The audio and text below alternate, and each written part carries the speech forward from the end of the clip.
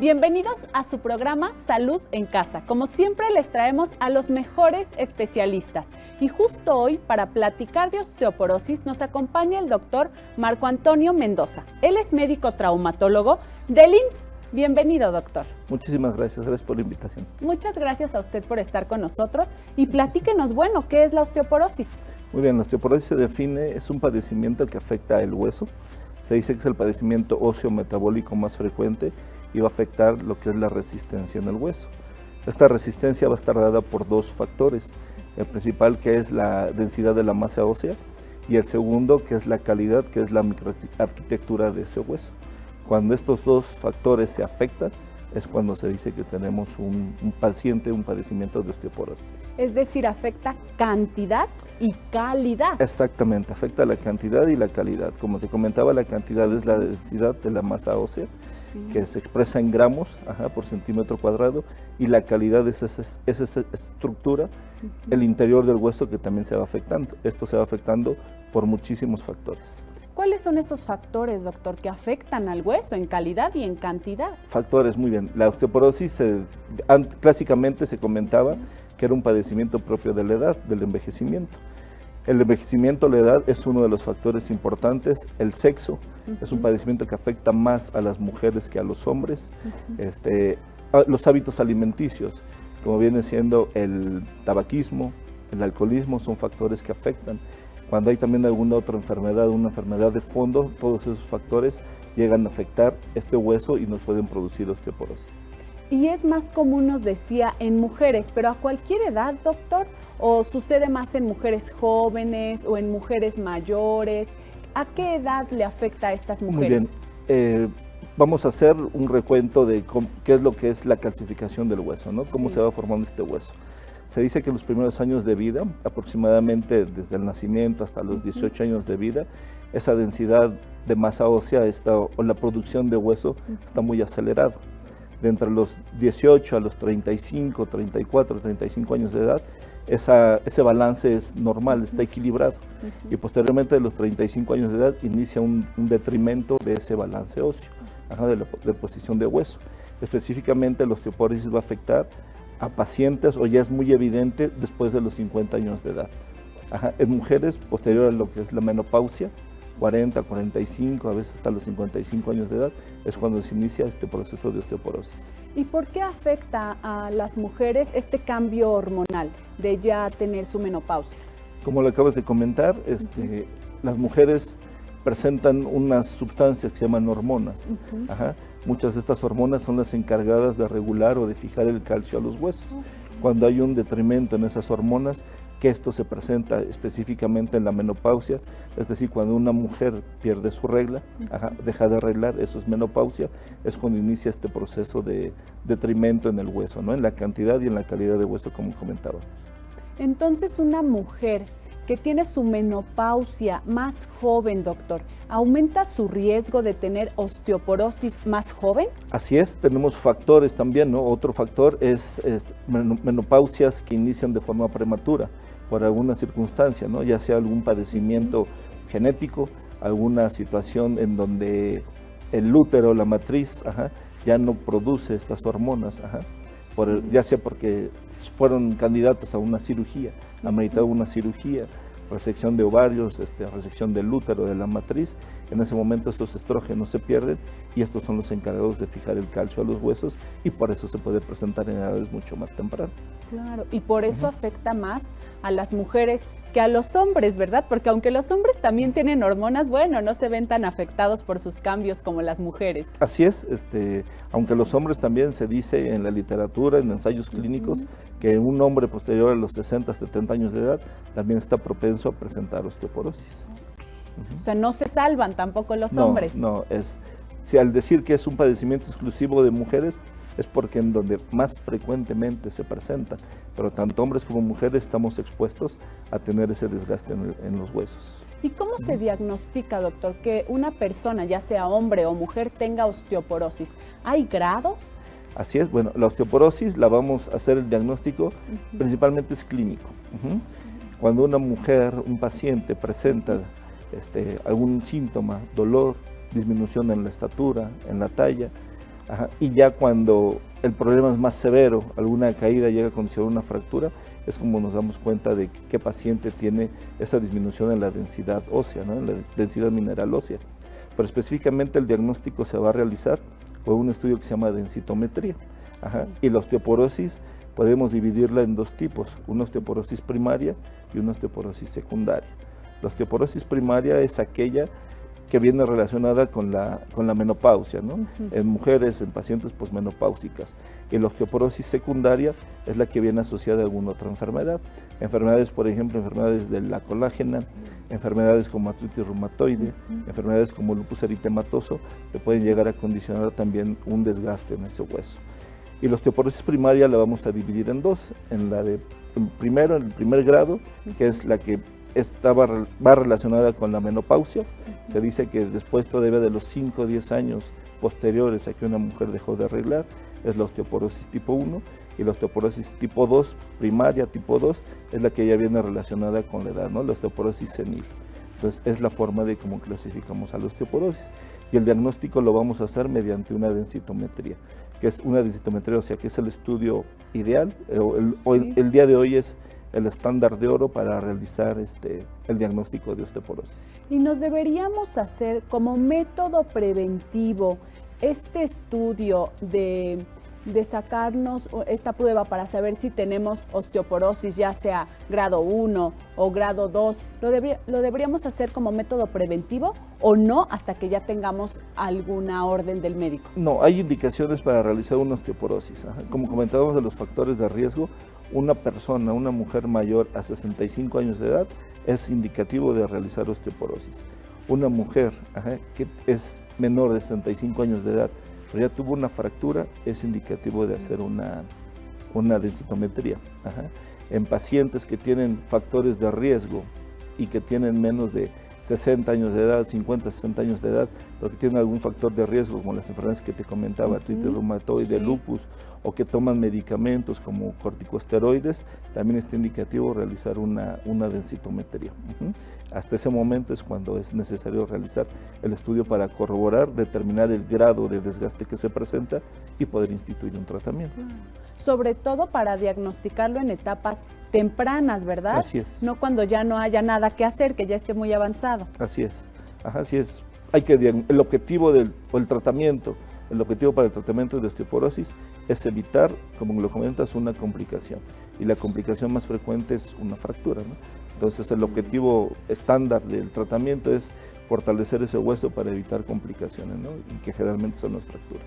Nos platicaba un poco de este signo clínico de la estatura, que a veces no tomamos en cuenta, porque cuando somos chicos, pues vamos al doctor y todo el tiempo queremos estarnos midiendo la estatura, pero llega en un momento en que ya hasta nos da miedo pesarnos, pero también medirnos la estatura. Pero ¿sería bueno que tomemos nuestra estatura con frecuencia, doctor? Sí, hay parámetros, sobre todo para las mujeres, que se tienen que estar midiendo, ¿no? Es posterior a que se presenta esta menopausia. El cese de la menstruación es indicativo estar realizando tomas de estatura, porque los sitios frecuentes que se afectan a nivel del hueso por osteoporosis son a nivel del radio distal, a nivel de la muñeca, la cadera y las vértebras. Entonces, una vértebra puede empezar a disminuir de tamaño conforme van transcurriendo los días, no causar ningún síntoma. Muchas de las veces la osteoporosis es asintomática. Entonces, pero sí va disminuyendo el tamaño de las vértebras, principalmente las últimas vértebras torácicas o las primeras vértebras lumbares, y esto va condicionando una disminución en la estatura. Entonces, sí es como de protocolo, paciente que acude a una consulta, a una revisión, estar haciendo las mediciones de su estatura. ¿Y cómo nos damos cuenta que sí que estamos en el grupo de riesgo? O sea, ¿cómo nos damos cuenta que sí pudiéramos tener osteoporosis con este cambio en la estatura? ¿Qué cifra nos podría dar ese dato? Son milímetros y en ocasiones llegan a ser centímetros, ¿no? De la estatura habitual, normal que se tenía en la juventud, y ya posterior en estas etapas es cuando nos damos cuenta. En ese momento estaría indicado realizar, generalmente va acompañado de algún dolor, alguna molestia, entonces realizar una radiografía, y aunque una radiografía no es el estándar para realizar el diagnóstico de osteoporosis, pero sí nos podemos percatar de que ya hay un grado de desgaste, ¿no? Y incluso hay lo que se llaman microfracturas. o fracturas que pasan desapercibidas y la única forma de diagnosticarlas es mediante una radiografía. Entonces es la forma de cómo nosotros nos damos cuenta de que ya hay alteraciones por osteoporosis a nivel de la columna vertebral. Claro, ¿qué otro signo deberíamos tomar en cuenta, doctor? Signo, cifosis, cuando una vértebra a nivel de la columna torácica, a nivel de la espalda, ya tuvo una lesión o disminuyó de tamaño, se empieza a hacer lo que se conoce como cifosis. El término médico es cifosis, coloquialmente lo conocemos como una joroba. Se empiezan a jorobar los pacientes, principalmente las mujeres, y ese también podría ser otro signo indicativo de que hay desgaste a nivel de la columna vertebral por osteoporosis. Y a veces pensamos que es normal, que perdemos estatura y es normal, que nos empezamos a encorvar y es normal, o que nos fracturamos con facilidad y es normal, pero ya nos está comentando definitivamente que eso es motivo para acudir al médico, ¿verdad? Así es, ya es motivo para acudir al médico y sobre todo realizar los estudios pertinentes y evitar una complicación severa como es una fractura, ¿no? Se dice que una fractura en la columna, en la muñeca, no son tan severas por osteoporosis, pero pues en la realidad, en la práctica diaria es completamente diferente, ¿no? Yo creo que tiene la misma importancia que una fractura de cadera. Una fractura de cadera por osteoporosis está demostrado que es la causa principal de discapacidad en un adulto. Entonces lo mismo va a ser una fractura de cadera que una fractura a nivel de la columna vertebral. Qué interesante, doctor. Vamos a seguir platicando de este tema aquí en su programa Salud en Casa. Quédense con nosotros.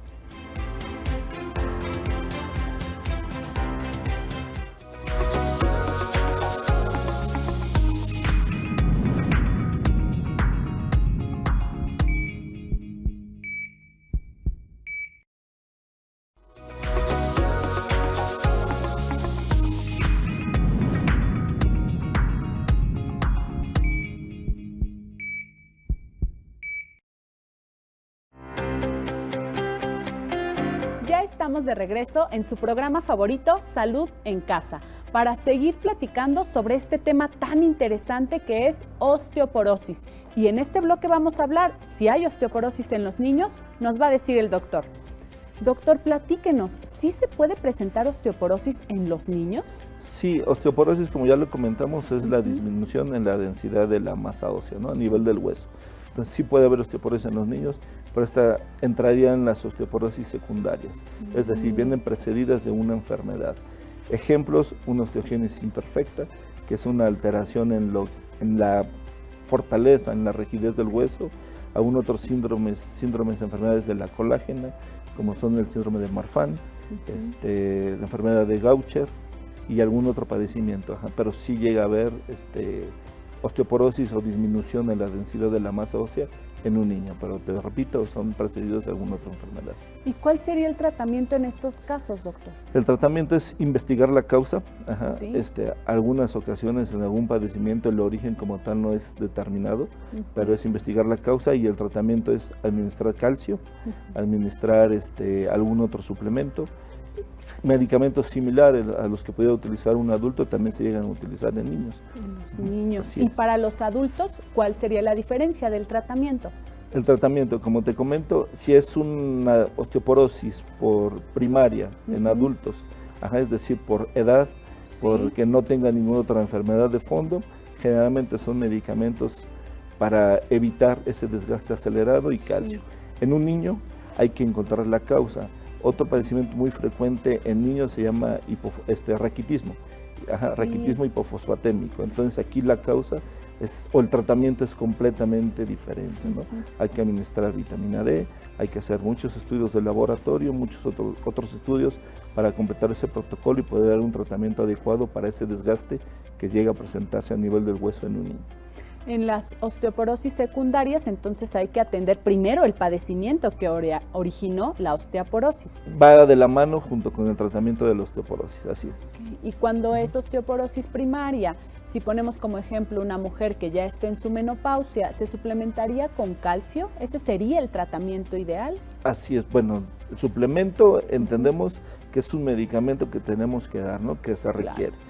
Entonces el tratamiento ideal lo vamos a obtener ese calcio de la dieta, ¿no? Sí. De alimentos que nos den ese calcio, que nos den ese aporte de calcio, una dieta balanceada y lo que llega a requerir el paciente, ¿no? O la paciente. El tratamiento generalmente o siempre es individualizado. Sí, No porque supuesto. tenga yo a 10 pacientes con osteoporosis, a las 10 les voy a dar el mismo tratamiento, ¿no? Debe de ser un tratamiento de acuerdo a cada paciente, de acuerdo al requerimiento que necesite, que tenga y si tiene alguna enfermedad asociada, ¿no? Sí, por supuesto.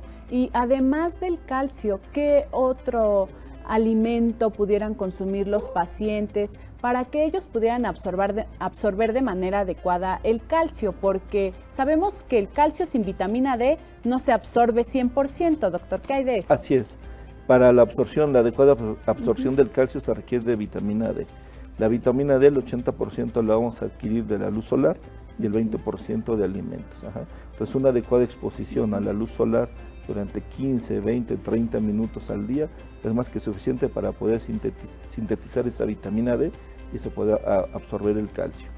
Si hay necesidad de administrar algún alimento que tenga vitamina D, está demostrado que los pescados grasos, salmón, atún, hongos, Sardina. Exactamente, sardina, son ricas en vitamina D para poder favorecer ese requerimiento que necesita el paciente.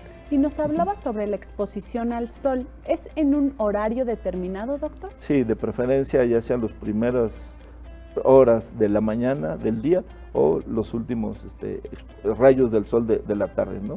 Exponerse al rayo solar de mediodía también es peligroso, ¿no? Nos puede causar algún otro problema.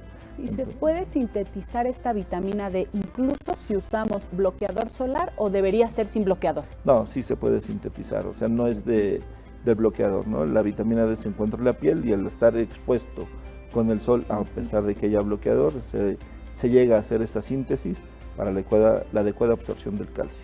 Pues hay que aprovechar el sol que tenemos aquí en México, porque hay muchos países que sufren deficiencia de vitamina D justo porque hay meses en los que no gozan del sol que tenemos por acá. Exactamente, enfermedades específicas, falta de vitamina D, osteomalacia, ¿no? Que es una enfermedad grave, severa, por una falta precisamente de eso, de una vitamina D. De la vitamina D. ¿Qué otro medicamento o qué más complementa el tratamiento para osteoporosis, doctor? Muy bien, aparte del tratamiento de una dieta balanceada, de alimentos que lleven lácteos, leche, queso, crema, yogur, lo que ya comentábamos respecto a lo de la vitamina D, si hay necesidad, se requiere de medicamentos. Los medicamentos que se están actualmente utilizando y que son los primordiales o los de primera línea son los llamados bifosfonatos, que son medicamentos que nos van a favorecer una disminución en lo que conocemos como la resorción ósea. Por estos medicamentos se les dice antirresortivos, con la finalidad de que esa resorción ósea sea menor para que la formación de hueso sea mayor y podamos fortalecer ese hueso. Entonces hay un desequilibrio. Cuando se presenta la osteoporosis hay un desequilibrio. ¿Los medicamentos ayudarían a restablecer un poco ese equilibrio, doctor? Así es, vamos a ver el origen, ¿no? Sí. El hueso normalmente o siempre está en formación, eso se le llama remodelación ósea. Dentro de esa remodelación ósea está dada por dos factores, lo que es la resorción, es decir, el hueso que ya ha ido envejeciendo, se ha ido lastimando, el mismo organismo lo va reabsorbiendo, y lo que es la formación. Se produce hueso nuevo para estar protegiendo ese hueso. Se considera una tercera etapa, aparte de la formación y la resorción, lo que se conoce como mineralización. Es decir, cuando el calcio se fija a la matriz de colágeno del hueso, se endurece, es lo que le da la dureza. Por lo tanto, el tratamiento para la osteoporosis utilizando medicamentos puede ir encaminado a limitar esa resorción, es decir, que el calcio se vaya reabsorbiendo de manera muy acelerada en el hueso o ir favoreciendo esa formación de hueso. Los bifosfonatos lo que hacen se conocen como medicamentos antirresortivos, es decir, vamos a evitar que el exceso de hueso que se va perdiendo sea mucho menor y la formación se va a estar realizando de manera adecuada para poderlo fortalecer. Hay otros medicamentos que aparte de que nos ayudan a generar la resorción, también nos dan la formación. Generalmente no se utiliza o no es muy utilizado, se le llama estroncio, que es el que tiene las dos funciones. Y hay medicamentos que son únicamente formadores de hueso.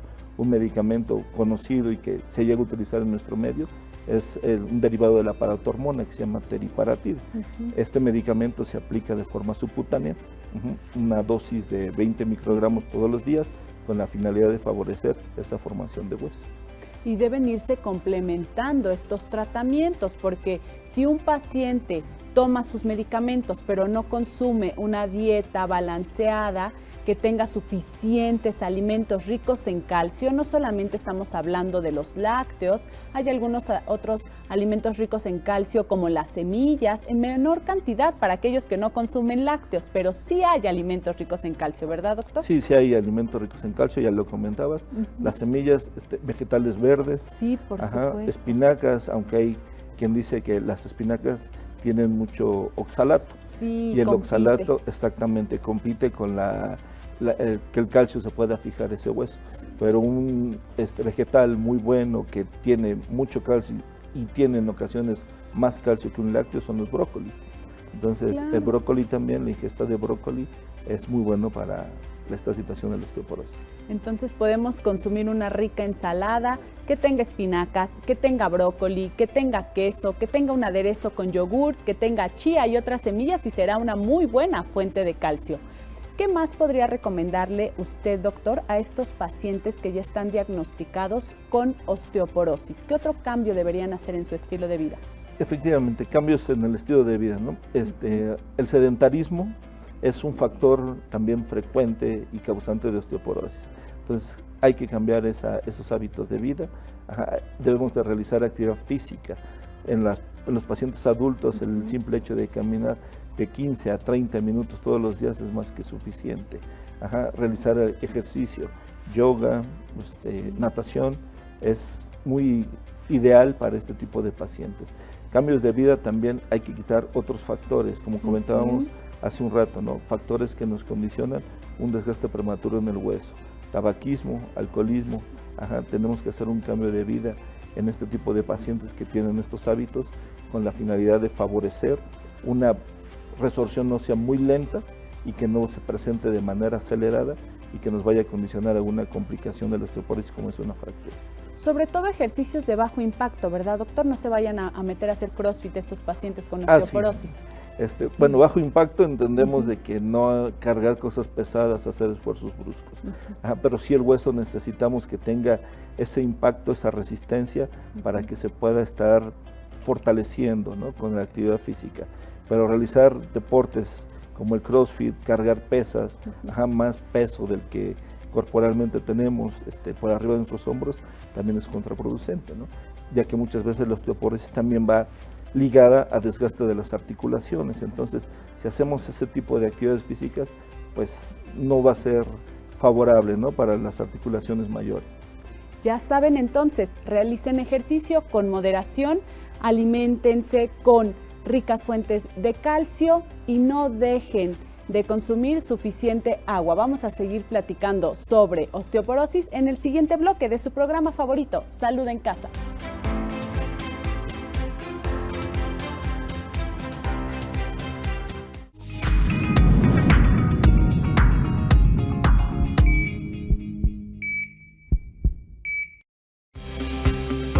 ¿Crees que este platillo sea rico en calcio?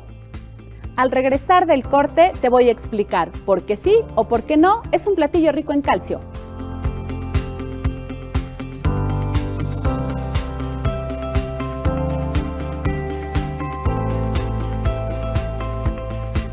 Estás viendo Salud en Casa. Acertaste, estas enchiladas sí son un platillo rico en calcio porque tienen dos fuentes de calcio, el queso panela y también las tortillas. Las tortillas son un alimento rico en calcio porque por el proceso de nixtamalización se agrega cal y esa es una muy buena fuente de calcio. Recuerda que otros alimentos ricos en calcio son las leguminosas como frijoles, habas, garbanzos, lentejas, también las oleaginosas como las almendras y los pescados, sobre todo pescados ricos en grasa como la sardina y los charales. También las hojas verdes son una buena fuente de calcio, pero de las últimas por la presencia de oxalatos. Gracias a Chef House por traernos estas deliciosas enchiladas como ejemplo de un platillo rico en calcio.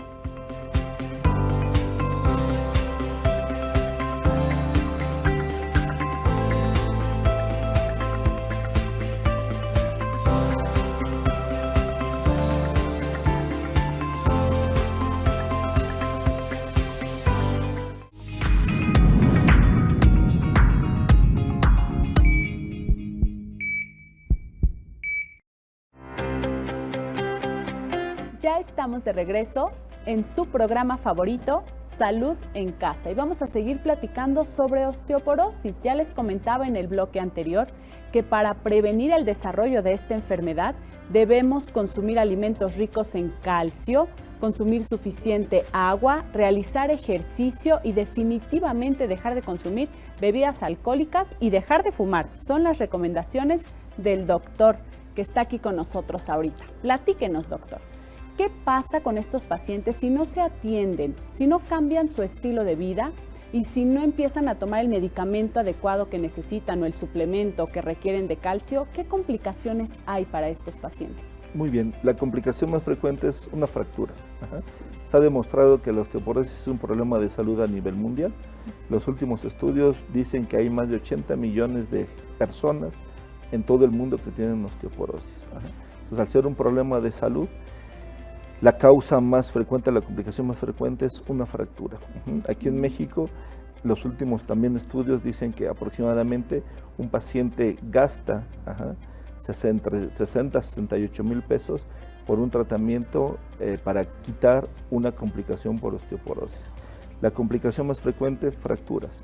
Sí, esa es la complicación más severa. La fractura de cadera se considera la fractura más severa, la complicación más frecuente de osteoporosis, debido a que llega a ser incapacitante la mayoría de las veces. Y también dicen los estudios que del 10 al 20% de las personas que presentaron una fractura de cadera por osteoporosis, desafortunadamente en un año la complicación puede ser mortal, ¿no?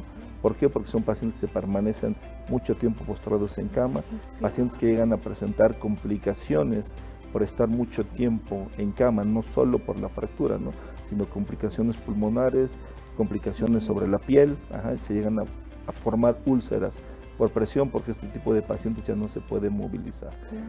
Y otro porcentaje aproximadamente también similar, un 20-30%, llegan a tener algunas secuelas. Son pacientes que tienen la necesidad de caminar de por vida ayudados con una andadera o con un bastón. Y el porcentaje restante, que es menor, pero llegan a hacer su vida normal, ¿no? Entonces la complicación más frecuente por una osteoporosis no tratada son las fracturas. Y sobre todo la fractura de cadera, que muchas veces conocemos como el inicio de la muerte. Exactamente. ¿Verdad, doctor? Así es. Y si hablamos de pacientes que ya son adultos mayores, que además tienen otras comorbilidades, pues bueno, le vamos sumando factores de riesgo a estos pacientes. Así es. Y en los niños que platicábamos, que tienen osteoporosis, si a ellos no se les controla su osteoporosis, ¿qué complicaciones tendrían, doctor? Lo mismo, fracturas, ¿no? Fracturas, la fractura siempre va a ser la complicación primordial de un hueso con osteoporosis. Entonces llegan a presentar fracturas, pero en los niños lo que conocemos como consolidación, es decir, la cicatrización de los huesos en este tipo de padecimientos, es muy raro que esté afectada. Es decir, la cicatrización de esa fractura podemos encontrarla dentro de parámetros normales, pero presentar, como te comentaba, pacientes con osteogénesis imperfecta, que es una alteración en el hueso, estos niños presentan muchas fracturas y por ende dejan muchas deformidades, ¿no? Porque se fractura y el hueso consolida, cicatriza. Se vuelve a fracturar y vuelve a consolidar. Entonces son huesos que siempre van a tener deformidades y van a condicionar secuelas, ¿no? Secuelas para movilizar, para que puedan valerse por sí mismos este tipo de pacientes. Claro, ¿y su esperanza de vida es menor en estos niños con estos padecimientos? Dependiendo de la gravedad, sí es menor, ¿no? Hay grados de osteogénesis imperfecta que son incompatibles con la vida, ¿no? Entonces, sí son problemas severos. Y un paciente nos platicaba, ahora nos vamos al otro lado, a los que presentaron fractura de cadera. ¿Hasta qué edad podría recuperarse un paciente que ha tenido una fractura de cadera, doctor? ¿Se ha calculado eso? ¿Qué esperanza de vida le queda a ese paciente? No se ha calculado. Un cálculo específico como tal no existe. Pero entendemos que entre mayor edad, el desgaste es más severo, ¿no? A pesar de que nosotros realicemos una cirugía lo exitosa que se pueda, si es la cantidad de hueso para mantener el implante que colocamos no es suficiente, la principal complicación de una cirugía es que ese implante falle, fracase, se desancle, se salga de su lugar y nos condicione un problema. Entonces, entre mayor edad, mayores complicaciones o menor la probabilidad de que se puedan recuperar incluso con una cirugía. Y dependiendo la fractura es que se decide, ¿verdad?, si va a utilizar este paciente alguna placa o alguna prótesis. ¿De qué depende eso, doctor? Muy bien, la cadera es la unión del hueso del muslo con el resto del cuerpo. Es lo que se llama articulación coxofemoral. La cadera no es la parte posterior de la cintura, como coloquialmente se le conoce, ¿no? Sí, entonces, claro, la cadera es la articulación coxofemoral. Si tengo una fractura que está localizada dentro de esa articulación, dentro de la cápsula articular, es un paciente que va a llegar a requerir de colocarle una prótesis, realizar el recambio, quitar ese hueso que ya no va a funcionar porque ya no va a tener un riego sanguíneo, entonces hay que sustituirlo por un implante de metal que se llama prótesis. Si la fractura está localizada por afuera de esa articulación, de esa cápsula articular, el riego sanguíneo no está afectado y podemos valorar colocar una placa con tornillos. Entonces la diferencia va a ser la localización de la fractura para poder instituir un tratamiento quirúrgico. Y nos platicaba en otro bloque que también con la osteoporosis se ven comprometidas las articulaciones, pero no solamente en el tema del hueso, sino también en el músculo, en los ligamentos. ¿Qué es lo que se ve afectado, hablando de la articulación, por la osteoporosis, doctor? Como tal, la osteoporosis no te va a afectar el cartílago articular, pero el desgaste del cartílago articular va de la mano también con la edad, ¿no? La edad, el tipo de actividades que realizó este paciente, entonces la osteoporosis no es el causante del desgaste articular, pero va de la mano el desgaste del hueso o la disminución de esa densidad mineral ósea, va de la mano con el desgaste del cartílago articular, que es lo que recubre las articulaciones. Entonces, y si aparte pues tenemos un paciente que tiene una vida sedentaria y que tiene otros factores, pues ese hueso, esa articulación, exactamente, todo se va a complicar. Y esto se presenta de igual manera en aquellos pacientes que están diagnosticados no con osteoporosis, doctor, sino con osteopenia. Muy bien, hay que definir qué es osteopenia. Hablábamos hace un rato de cómo realizar el diagnóstico. El diagnóstico lo realizamos mediante una densitometría. Lo que es normal, el hueso que va a ser normal, es el estudio que resulta con la desviación, una desviación estándar entre 1 y -1. Entonces, es la forma de cómo vamos a ir realizando el diagnóstico. Lo que está localizado en esa densitometría entre la desviación estándar -1 a la de -2.5 es osteopenia. Se lo podríamos decir, para fines prácticos, que es una osteoporosis que está iniciando. Y la desviación estándar localizada por debajo de -2.5 es lo que se conoce como osteoporosis.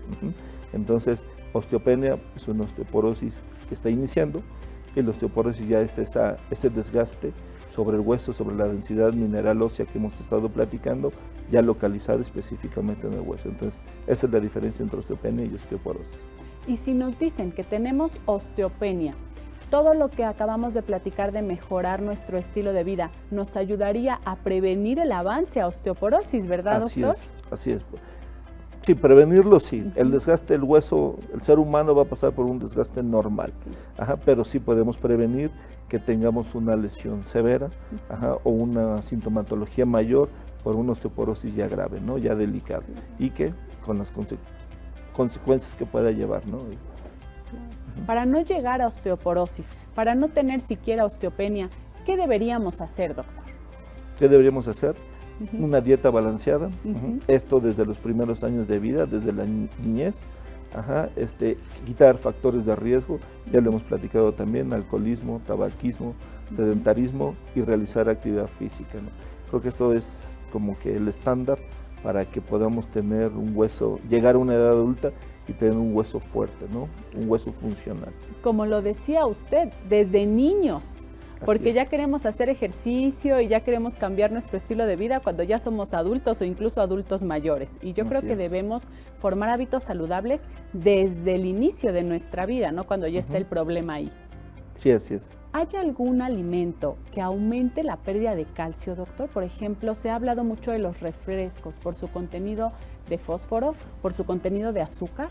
Sí, todo este tipo de alimentos industrializados, principalmente refresco, nos va a generar un desgaste, ¿no? Un desgaste más rápido sobre el hueso, ¿no? Lo mismo que el alcohol.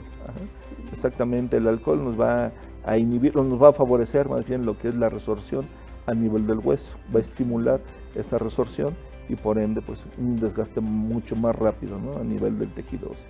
Y si se combina refresco con alcohol, peor. Peor, así es. Y con todos los otros factores. Y con todos los otros factores, justo eso iba a mencionar. Un estilo de vida que no es saludable, acompañado de bebidas alcohólicas, una persona que fuma, incluso si tiene exceso de peso, ¿aumenta el riesgo para desarrollar osteoporosis? Muy buena pregunta.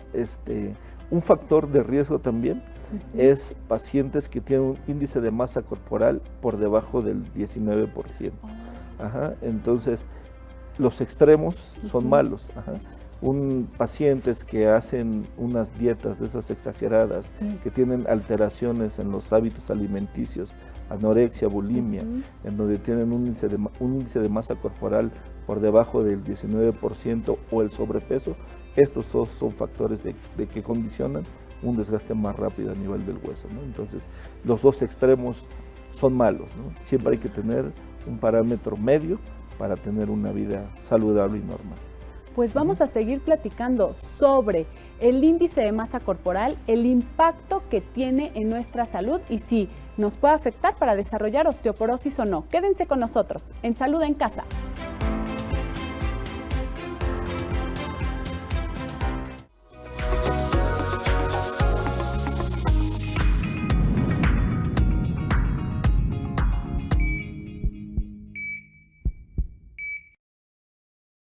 Estás viendo Salud en Casa.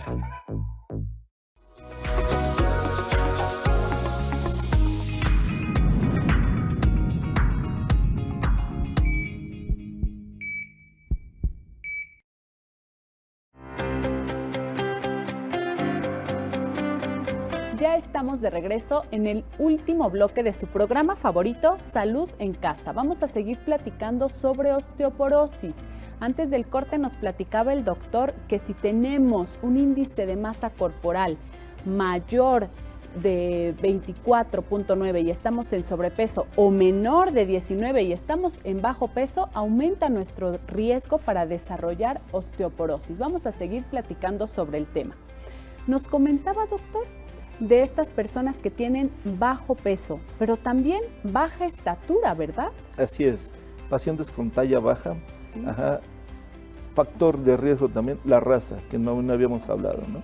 Entonces va a ser más frecuente el desgaste del hueso en pacientes con talla baja, pacientes que tienen un índice de masa corporal menor a 19%, pacientes de raza caucásica, pacientes de raza afroamericana, el grado de llegar a presentar osteoporosis es mucho menor. Entonces sí nos va a influir la estatura, la raza y nuestro índice de masa corporal. Como comentábamos, los extremos son malos, ¿no? Un índice de masa corporal menor al 19 o mayor en 30, que es obesidad grado 2, grado 3, es condicionante de que ese tejido óseo se afecte. O sea, todavía los pacientes que tienen sobrepeso, que no llegan a obesidad, pueden poner atención ahí para no llegar a obesidad y luego aumentar su riesgo de desarrollar osteoporosis. ¿Y cómo se relaciona, doctor, este exceso de peso o este exceso de grasa en el otro extremo con el desarrollo de osteoporosis? Esto ya es una situación lógica, ¿no? Un paciente que tiene sobrepeso va a ser al mismo tiempo sedentario. ¿Por qué? Porque no va a tener la capacidad para poder realizar actividad física, ¿no? Y este sobrepeso te puede también condicionar enfermedades de fondo, como ya platicábamos, ¿no? Diabetes mellitus. Hipertensión arterial no va relacionado como tal con osteoporosis, pero una diabetes mellitus sí. Entonces un paciente que es diabético también está propenso a generar osteoporosis. Entonces si tengo un paciente con sobrepeso, que es sedentario, que aparte tiene factores de riesgo, hábitos alimenticios no adecuados y que está generando enfermedades de fondo, pues es lógico que van a llegar a presentar en algún momento de su vida ese desgaste sobre el hueso. Claro.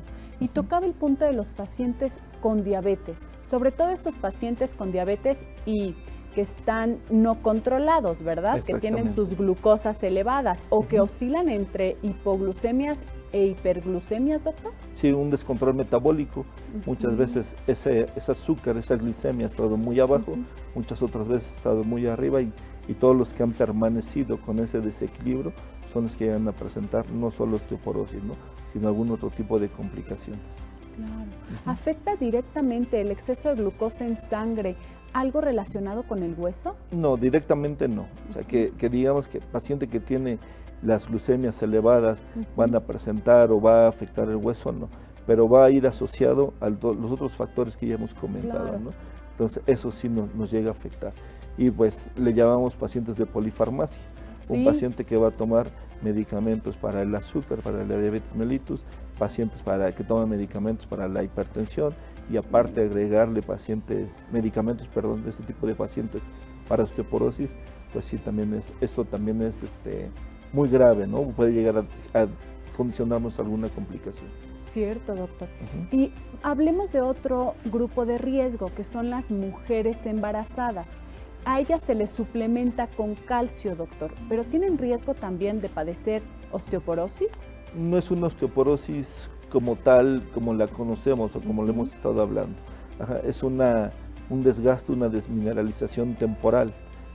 En lo que dura ese embarazo se llega a presentar una disminución en esa densidad de masa ósea, pero les damos un suplemento, se les da vitaminas, se les da calcio, se les da sulfato ferroso precisamente para prevenir esta situación. No es una osteoporosis que nos llegue a causar alguna enfermedad, alguna fractura, porque sea ya permanente, sino en esta situación de las mujeres embarazadas es una situación temporal. Y entre más embarazos tenga una mujer, ¿aumenta su riesgo de tener osteoporosis? Sí, así es, aumenta, ¿no?, el riesgo.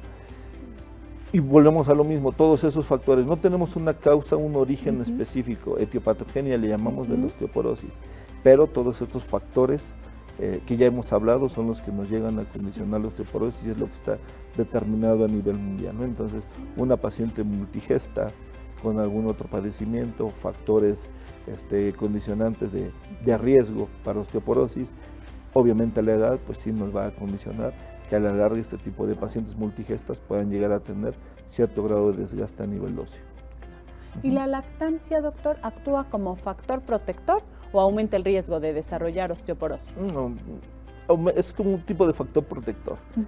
Riesgos en una mujer joven, embarazada, a un embarazo no podemos llamarle algún padecimiento, ¿no? Es una situación natural, una situación fisiológica.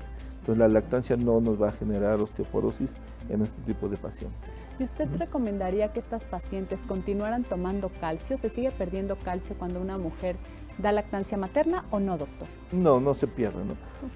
El calcio lo va a indicar, en este caso, el médico tratante en ese momento, que es el ginecólogo, el ginecobstetra, y en el momento que esta paciente vuelve a su vida normal o por estudios de laboratorio, sus parámetros normales, en ese momento el calcio debe de suspenderse, ¿no? Los suplementos que se dan durante el embarazo. Y posteriormente, a la edad, ya habíamos hablado, una mujer en cuanto inicia su menopausia, ¿sí? Inicia ese cese de la menstruación, hay necesidad de realizar el protocolo para determinar si la paciente es candidata o no es candidata en ese momento a un reemplazo con calcio. En algunas ocasiones los ginecobstetras también llegan a prescribir estrógenos para las pacientes que están iniciando con su menopausia, con la finalidad de evitar un desgaste prematuro a nivel de los huesos. Entonces, ¿ayudaría también ese reemplazo de estrógenos a que la mujer aumente su producción, en este caso, de hormonas o disminuya la reabsorción de calcio? ¿Qué pasa ahí, doctor? ¿Qué es lo que pasó? Habíamos comentado que el tratamiento es individualizado. Sí, claro. Entonces, no todas las pacientes que están iniciando la menopausia son candidatas a un suplemento con estrógeno, ¿no? Claro. A un tratamiento con estrógenos. ¿Qué es lo que van a hacer los estrógenos? Es evitar un desgaste acelerado, una resorción acelerada a nivel del hueso. ese hueso tarde o temprano se va a desgastar, pero lo que hace la administración de los estrógenos o de este tipo de medicamentos es hacer más lento el desgaste del proceso de resorción. Claro. Entonces, estas mujeres que ya están en el grupo de riesgo, ¿es recomendable que acudan con su ginecólogo o directo si ya tienen algún síntoma con el traumatólogo o primero con el médico general? ¿Con quién se deberían acercar estas pacientes, doctor? Pacientes que están iniciando la menopausia deben de acercarse primeramente con su ginecólogo. Él es el que los va a ir orientando, les va a ir diciendo si son candidatas o no son candidatas a un tipo de tratamiento específico. Y si esta paciente llega a presentar, o este tipo de pacientes llegan a presentar algún otro síntoma relacionado con el hueso, hablábamos de la estatura, porque haya microfracturas o que ya hayan sido susceptibles de alguna lesión, de alguna fractura, entonces son enviadas con nosotros, con el traumatólogo. Hay mujeres que presentan síntomas como dolor en las articulaciones. ¿Sería un dato de alarma, doctor, o no? Podría ser, se considera. Comentamos también que la osteoporosis es una enfermedad silenciosa. Muchas veces no nos damos cuenta, los pacientes no se dan cuenta, las mujeres no se dan cuenta hasta que no sobreviene una fractura, ¿no? Una caída por un mecanismo trivial y se presenta una fractura. Pero en ocasiones sí puede haber dolor. Hablábamos de las lesiones a nivel de la columna, a nivel de las vértebras, de la columna vertebral. Entonces, estas microlesiones, esas microfracturas, sí nos pueden llegar a condicionar dolor. Y ese es el tipo de pacientes o de mujeres que debemos iniciar el protocolo. ¿Y qué les recomendaría además, no solamente a las mujeres, porque nos hemos enfocado mucho en ellas, pero también a los hombres para prevenir el desarrollo de este padecimiento, además de mejorar su estilo de vida? ¿Hay algún otro factor protector?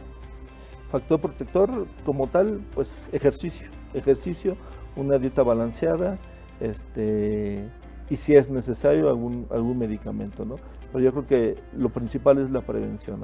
Se puede prevenir desde una dieta balanceada y ya lo comentamos, ¿no? Quitar todos esos factores de riesgo que no son apropiados para evitar la osteoporosis. Y no está de más decirles que no se automediquen y que tampoco consuman productos milagro, que les prometen que les va a aumentar la cantidad de hueso, ¿verdad, doctor? ¿No existen? No existen, eso no existe, ¿no?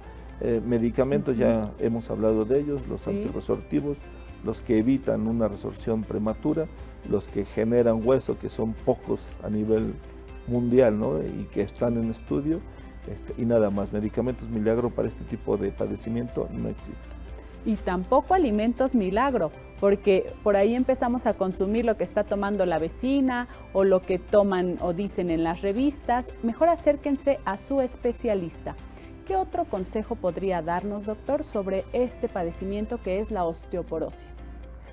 Consejo como tal, pues en el momento que la mujer, el paciente, hombre también, sepa ya lo que hemos platicado, que existe algún factor de riesgo, inmediatamente acudir con su médico, ¿no? No está por demás. Hemos hablado, creo que no solo la osteoporosis, cualquier padecimiento, lo ideal siempre va a ser la prevención. No esperarse hasta que ya tengan la fractura o no esperarse hasta que ya la osteoporosis haya avanzado hasta las últimas etapas. Así es, sí, no esperarse, ¿no? Inmediatamente ante cualquier signo de alarma, pues acudir con su médico más cercano para llevar a cabo el tratamiento, el protocolo y posteriormente el tratamiento. Pues de verdad le agradecemos muchísimo, doctor, el que haya estado con nosotros con este tema tan interesante que es la osteoporosis, y si hay algo que quiera agregar, con gusto lo escuchamos. No, muchísimas gracias a ustedes por la invitación. Pues nos vemos en el próximo programa de Salud en Casa. No se pierdan ninguno de nuestros programas porque les traemos a los mejores especialistas con los temas más actualizados en salud.